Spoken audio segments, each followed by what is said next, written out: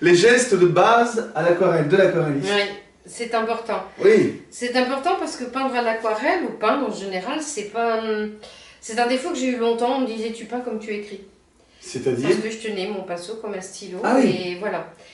Peindre, c'est tenir son pinceau de façon différente, de façon plus libre. Et il y a différentes façons. On peut effectivement peindre comme on écrit, mais il y a poser la couleur, il y a tracer un trait, il y a caresser le papier, il y a épouser le papier Super. avec son pinceau. Et ça n'est pas comme colorier ou dessiner.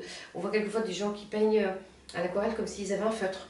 Donc ils font des petites choses comme ça. Donc, je vais vous montrer des gestes qui sont plus adaptés. Il y a mieux à faire à l'aquarelle. Voilà. On va faire des exercices. Nous allons faire ensemble des exercices. Voilà. Alors, on a son papier, Ouais. on a la palette, de l'eau. On va commencer à peindre sur le papier. Donc, je vais vous montrer d'abord le pinceau petit gris, hein, le vrai pinceau de l'aquarelliste, comme on dit, celui qui retient beaucoup de la vie, parce que, je vous montre, il se gorge d'eau. Hein, il retient l'eau et il peut donc amener beaucoup de la vie sur le papier. Alors, je prends de l'eau avec mon petit gris. Je vais chercher du pigment. On va travailler avec du bleu outre-mer, hein, parce que c'est un bon exemple. Je charge mon petit gris de pigment et je vais venir sur le papier. Alors, non pas comme avec un crayon, des choses comme ça, mais on va épouser le papier avec le pinceau. Si je veux faire un arrondi, je vais bien saisir mon pinceau et tourner. C'est mon pinceau qui caresse le papier. Il prend le mouvement prend la forme que je veux donner.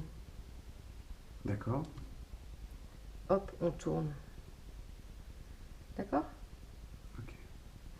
Si là j'ai du lavis, je fais des formes pleines. C'est-à-dire que je suis dans le lavis, hein, je mouille mon papier avec du pigment coloré. Voilà. Hop, je suis dans l'eau, je fais un lavis. Mais je peux travailler avec mon pinceau moins mouillé. Donc là, je vais juste accrocher les aspérités du papier. Ouais. Là, j'ai vraiment un toucher léger de papier. D'accord? Je peux faire des traits vifs, malgré tout, en tenant mon pinceau différemment, par la pointe. Donc là, j'aurai des traits plus vifs. Comme Très si concentré, quoi. Voilà, si je voulais faire de l'herbe ou des choses comme ça, ou des grands traits, ou voilà. Je peux tenir mon pinceau autrement que près de sa virole. Je vous ai montré pour le petit gris. Le pinceau en poil de martre est plus vif et plus nerveux. Donc lui, il ne fera pas le même genre de trait. Il sera plus incisif. Ouais, net. Plus net, Ouais. voilà. Le trait sera plus... Il retient moins de pigment, mais voilà. Il est capable de faire un trait net. Mais on peut aussi le tenir plus près si on veut faire quelque chose de précis. Hein, allez, bonhomme, ou plus loin si on veut partir dans des traits, voilà. Le pinceau en poil de martre se tient de la même façon. Si je prends les pinceaux à long manche, alors là je suis encore plus libre, mais bon, il faudrait presque travailler debout. Ouais, ouais. Hein, c'est celui qu'on appelle le traînard. Le traînard, il a un long poil, et donc lui, il va prendre du pigment, et alors lui, utilisons-le justement avec une grande légèreté.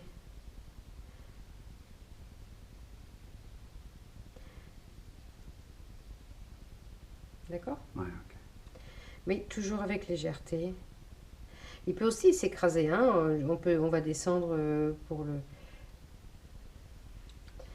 Voilà. Alors, il y a traînard à long manche, il y a traînard avec petit manche pour des choses. Il a des poils encore plus longs que l'autre. Ouais. Mais pareil, hein, grande légèreté dans le mouvement. Il est très très fin. Voilà. Après, je vais vous montrer par exemple pour faire le... Ah, j'oublie le pinceau rectangulaire qui lui va donner des très beaux effets. Justement, c'est un petit gris, hein, mais il va donner des effets. Voilà. C'est une brosse en fait. Une brosse en Voilà, c'est une brosse, mais il retient le pigment de la même façon. Donc lui, on le travaille. Hop, hop. Ah, j'aime bien ça. Ouais. Voilà, pour faire des formes plus géométriques.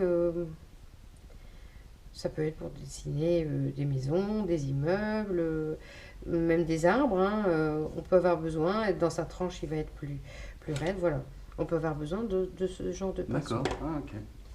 Et si je veux par exemple dessiner de l'herbe, alors je vais amener du pigment. On va changer, on va la faire verte.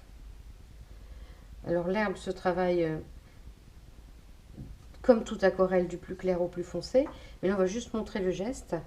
Donc l'herbe, attention, pas ce que on a tendance à faire des champs de poireaux. De l'herbe, ça se travaille avec une grande liberté. Et on peut partir de la pointe de l'herbe, hop, vers la base. Et on croise et on a des mouvements libres. Alors en bas, oui, on peut rehausser un petit peu parce que l'herbe est plus dense en bas. Et puis on va s'en aller un petit peu plus loin. On n'arrête pas et hop, on repart. Mais surtout, évitez quand vous faites un paysage d'avoir ça au premier plan. Le petit champ de poireaux? Comment? C'est mignon, c'est ce que tu appelles le petit champ de poireaux? Non, Oui. je rigole, non, bien Le sûr. petit champ de poireaux. Pas du tout réaliste. Voilà, et puis on mélange ces couleurs. Voilà, de l'herbe, c'est... Et puis on revient remettre du bleu.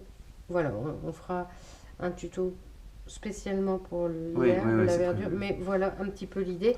Et surtout, avec de l'eau, je peux revenir, hop, reprendre du pigment.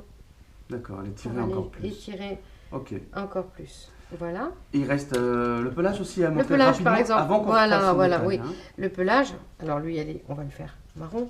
Oui, ok. Donc on fait une tache qui peut déjà ressembler à un effet de pelage. Et avec le pinceau qu'on appelle le pinceau épais, parce que il a la forme d'un fleuret. Je vais venir, comme je l'ai fait avec l'herbe, tirer.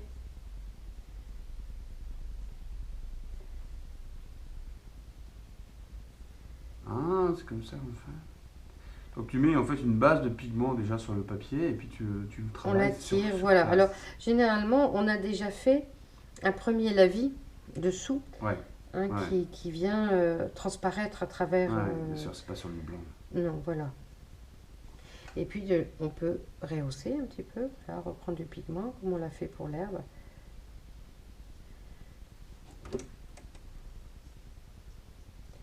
Voilà, c'est comme ça qu'on suggère en fait le pelage ou une chevelure. Parce qu'on ne va pas dans une chevelure comme je l'ai montré pour les... C'est pas gentil ce que je fais, mais bon. Comme les champs de poireaux, on a quelquefois des chevelures avec tous les traits qui sont faits comme ça. Ouais, une petite brosse, une coupe à la brosse. Voilà, ça peut être mignon, mais bon. C'est pas comme ça qu'on fait. Voilà, c'est un peu enfantin, on va dire, cette façon de faire. On est plutôt dans la gestuelle, les valeurs, tirées. Donc on met des valeurs plus fortes, des valeurs plus claires. Comme ça, il y a des petites zones claires qui apparaissent. Voilà. Une façon de suggérer. Et tant que mon pinceau est chargé, eh bien je continue parce que tout doucement il va se décharger et il fera comme ça les nuances de couleurs. Voilà. Aujourd'hui, c'est moche, Ouais, non. C'est de l'art abstrait à Je te l'aquarelle. promets pas que ça va faire partie du tableau, du mur des trophées là, j'ai un doute. Non. Mais il faut passer par là, il faut montrer les gestes. Faites-les, c'est important. Oui, il faut habituer son poignet. Il faut acquérir une certaine souplesse du poignet. Il ne faut pas être rigide. C'est pas facile, il faut l'apprendre, il faut faire des mouvements, des pleins, des déliés, comme à l'école, on fait des lignes de E, et bien allez-y, faites des lignes. On a fait dans les des lignes techniques, de boucles et de... Oui, c'est ça. C'est important. Des traits pour avoir des traits c'est comme des gammes. incisifs. Oui, c'est comme faire des gammes, Oui. il faut faire ces gammes quoi. Voilà. Apprenez à faire des lignes de boucles et des ronds. Allez, au boulot maintenant.